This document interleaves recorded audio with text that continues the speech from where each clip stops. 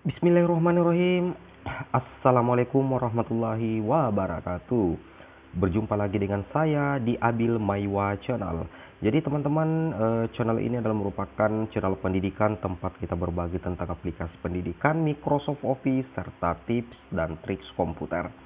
Jadi Bapak Ibu sekalian, pada video kali ini kembali lagi admin akan berbagi sebuah video informasi.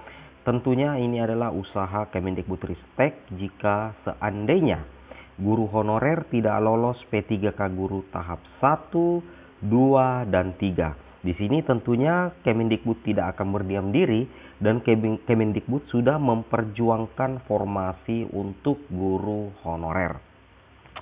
Oke, terkait dengan usaha Kemendikbudristek jika guru honorer tidak lolos P3K guru tahap 1, 2, dan 3, kita coba cek video narasinya sebagai berikut.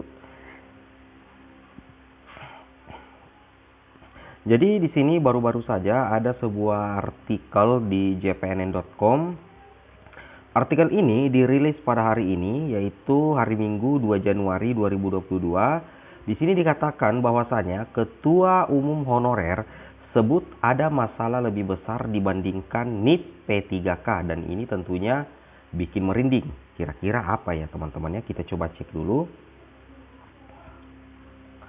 Jadi sebelumnya teman-teman perhatikan dulu bahwasanya ini adalah tampilan contoh ya, formasi yang diserbu oleh guru honorer, dan rata-rata guru honorernya di sini semuanya lolos passing grade. Tentunya nantinya ini akan kembali bertarung di tahap ketiga, dan tentunya akan dilanjutkan juga dengan istilahnya optimalisasi formasi. Oke, kita lanjut lagi ke informasinya. Jadi di sini dikatakan ya, dilansir di salah satu media elektronik yang cukup terkenal, yaitu jpnn.com, hari ini hari Minggu tanggal 2 bulan 1 2021. Di sini dikatakan sebenarnya masalah utama P3K guru 2021 bukan pada NIP P3K. Ini kata Ketua Umum Guru Honorer Raden Sutopo kepada jpnn.com. Jadi terkait dengan NIP P3K itu tidak terlalu dipermasalahkan oleh guru honorer teman-teman ya, karena lambat laun NIP P3K itu akan ada di genggaman teman-teman yang lolos ASN P3K. Namun di sini ada sebuah masalah utama ya terkait P3K guru 2021. Nah, kita coba cek lebih dalam lagi. Di sini dikatakan ya di jpnn.com lagi bahwasanya NIP P3K lanjutnya hanya persoalan waktu, karena cepat atau lambat itu pasti diproses. Jadi terkait dengan NIP P3K lanjutnya itu hanya persoalan waktu saja teman-teman ya, karena cepat atau lambat pasti akan diproses. Masalah utama, nah di sini terkait masalah utamanya adalah akan terjadi pemutusan hubungan kerja alias atau disingkat PHK secara besar-besaran. Dan tentunya ini menjadi salah satu momok menakutkan bagi teman-teman guru honorer yang formasi di sekolah induknya itu diisi oleh guru dari luar sekolah induk. Dan tentunya ini menjadi ketakutan ya, bahwasanya ketika istilahnya ada guru lain yang mengisi formasi di sekolah induk kita, maka secara otomatis kita tidak mendapatkan jam mengajar lagi, atau kita sudah tidak mendapatkan beban mengajar yang sesuai dengan aturan yang ada. Dan ini ditakutkan adalah adanya pemutusan hubungan kerja PHK secara besar-besaran. Mudah-mudahan tidak terjadi teman-teman ya, mudah-mudahan. Di sini dikatakan bahwasanya ratusan ribu guru honorer yang tidak lulus formasi P3K guru tahap 1 dan 2 itu akan terdepak dari sekolah induknya. Ini kita tidak bisa pungkiri ya. Apabila ada teman-teman guru honorer yang sekolah induknya itu menyediakan formasi, lantas teman-teman tidak lulus di sana, dan yang mengisi formasi anggaplah di tahap 2 adalah guru honor dari luar, maka tidak bisa dipungkiri bahwasanya secara tidak langsung kita itu terdepak atau tersingkir dari sekolah induk, karena secara otomatis itu akan diisi oleh guru honorer yang lulus formasi P3K guru tahap 1 dan 2. Namun tentunya di sini pemerintah sudah menyediakan langkah antisipasinya. Nah, sebentar kita bahas. Kemudian kita lanjut lagi sedikit. Nah, di sini kembali dipertajam lagi oleh Ketua Umum Guru Honorer, mereka disuruh mencari sekolah baru untuk mengabdi, sementara sekolah negeri lain sudah terisi oleh guru hasil seleksi P3K. Mungkin tidak semuanya juga teman-teman ya, tidak semuanya juga sekolah seperti ini.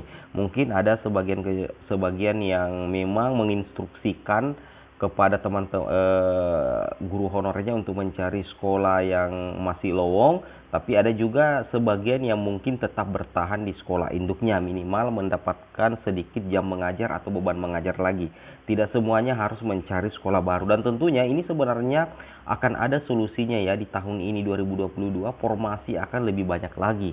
Ini sebenarnya sudah diketahui oleh Kemendikbud, dan tentunya Kemendikbudristek itu sudah menyediakan langkah-langkah antisipasi seperti itu. Nah, di sini kalaupun ada sekolah yang membutuhkan guru honorer, Bapak Sutopo mempertanyakan apakah masa kerja mereka masih dihitung, sehingga ketika ada rekrutmen P3K 2022 itu mendapatkan afirmasi. Kalau untuk pertanyaan Bapak Sutopo, mungkin admin langsung yang akan menjawabnya. Terkait dengan masa kerja, itu sebenarnya sudah terdata di database Dapodikdasmen, teman-teman. Jadi makanya itulah fungsi dari daftar riwayat karir guru. Nah, makanya di Dapodik itu ada menu penginputan riwayat karir guru. Ketika guru itu dimutasi, maka diinput lagi di riwayat karir di sekolah yang baru.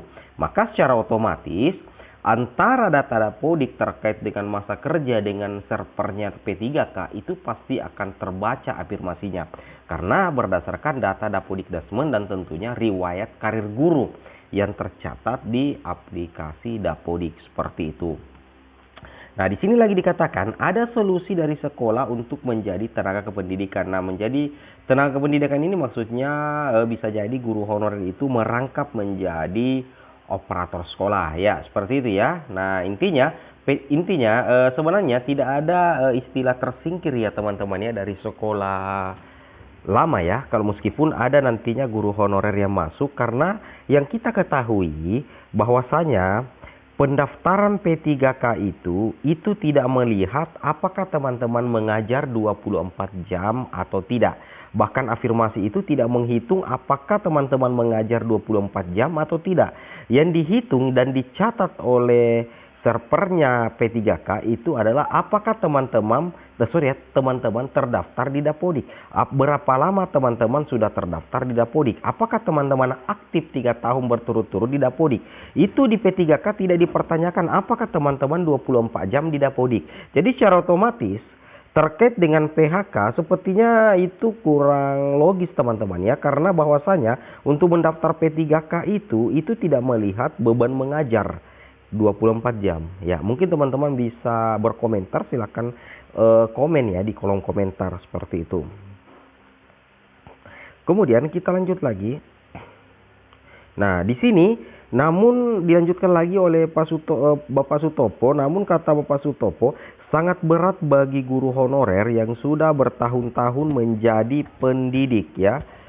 Sudah bertahun-tahun menjadi pendidik, lantas dialihkan menjadi tenaga kependidikan.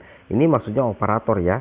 Apa dipikirkan bagaimana psikologi para guru honorer ini? Mereka harus menjadi operator sekolah, penjaga sekolah, dan tenaga administrasi. Tidak juga seperti itu teman-teman ya. Masa guru honorer menjadi penjaga sekolah itu tidak masuk akal sih sebenarnya teman-temannya, karena itu sudah tidak sesuai dengan ijazah dari guru tersebut. Sekali lagi admin katakan bahwasanya meskipun posisi teman-teman itu diisi oleh guru honorer dari luar, itu tidak lantas mematikan karir teman-teman di sekolah lama.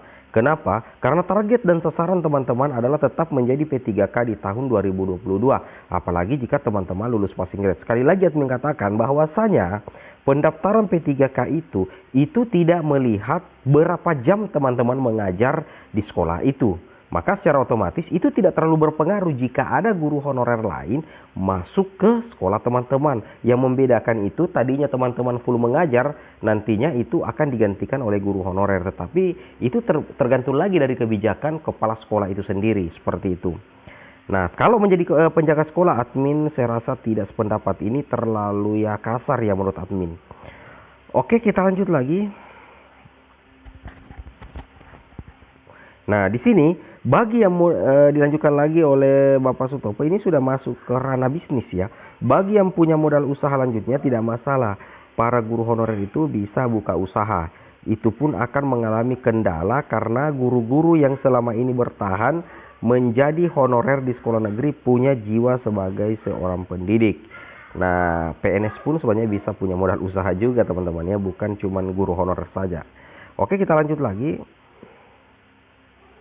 Nah, terkait dengan apa sih sebenarnya solusi dari Kemendikbudristek, ini sudah dibahas bersama dengan Kemenkeu di perhitungan anggaran pegawai pemerintah dengan perjanjian kerja P3K Guru dalam alokasi DAU tahun 2022.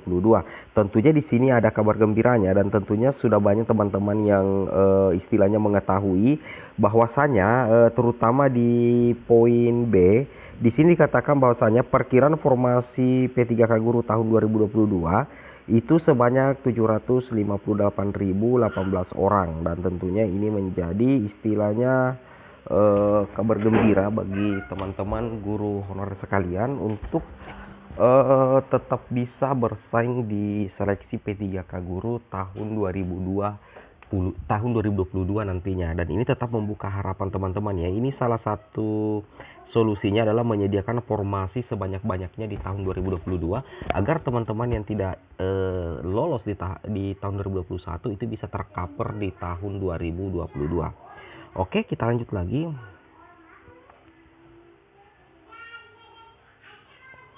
Nah, di sini teman-teman silakan simak dulu video dari Kemdikbudristek dan tentunya teman-teman bisa istilahnya memahami sebenarnya solusi dari Kemendikbudristek.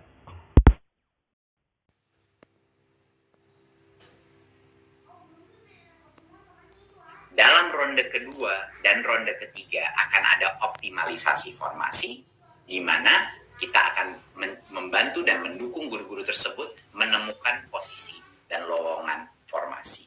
Jadi jangan khawatir, ada beberapa guru cukup besar angkanya yang lolos passing grade tapi saat ini belum bisa dapat formasinya. Jadi itu yang akan kami pandu dan dukung untuk memastikan bahwa mereka mendapatkan kesempatan terbaik untuk mendapatkan formasi. Guru-guru yang lolos seleksi tetapi mereka tidak dapat formasi, itu kita akan upayakan sebaik mungkin dan perjuangkan untuk bisa memastikan bahwa formasi mereka untuk tahun depan, ini kan rondenya formasi tiap tahun, itu sudah sangat jelas gitu.